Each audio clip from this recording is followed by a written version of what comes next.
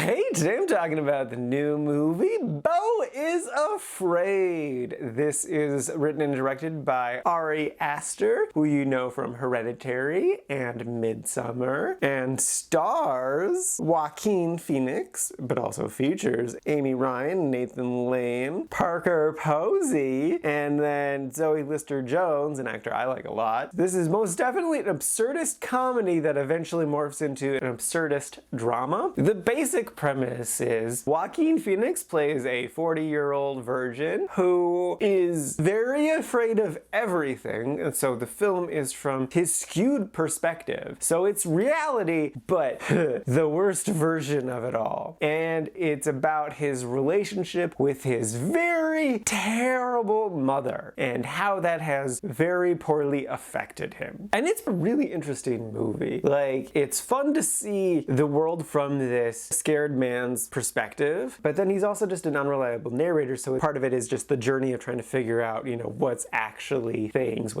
happening. And like, the mom is so crazy, but it's kind of understandable somewhat. I loved the flashbacks. Those were probably my favorite part. That's the part that features Zoe Lister-Jones. But those were also like the easiest to navigate story-wise. It's definitely a film I wish I would have watched with some friends of mine so that we could have kind of discussed it a bit more afterwards to fully process it, just because there is just so much to process with this film. There's so much symbolism, so many like tangents of what things are, why are these certain things happening. You just kind of need to sit and think about it afterwards. And that's not a criticism of the film. That's a fun way to experience a movie. But you need to set yourself up for success with that and have those people that you can discuss this film with, or try to find discussions online. What I would say is a criticism is that I do think it was too long. I feel like we spent too long in his apartment at the beginning. I was very ready for him to move on to the next set piece. And then I also feel like it took a long time to wrap everything up at the end. There's like some villain monologuing stuff that happened at the end that I think we either didn't need or just it could have been a lot shorter. Like the stuff in the boat could have been a bit shorter, or the stuff after Parker Posey left the film could have been shorter. I think it dragged a little bit. I do think it's definitely a very interesting film and a film worth watching, but it's definitely without a doubt not a film for everyone. And that's okay. That's very, very much so okay. So yeah, I enjoyed it. I definitely enjoyed it. And I would recommend it, but not to everyone, only to people who want like absurdist, ridiculous, out there type things that do make sense if there is a concreteness to it. Before I wrap up, I just wanted to say my favorite section was the animated section. That section was amazing. And also just a cool, fun idea.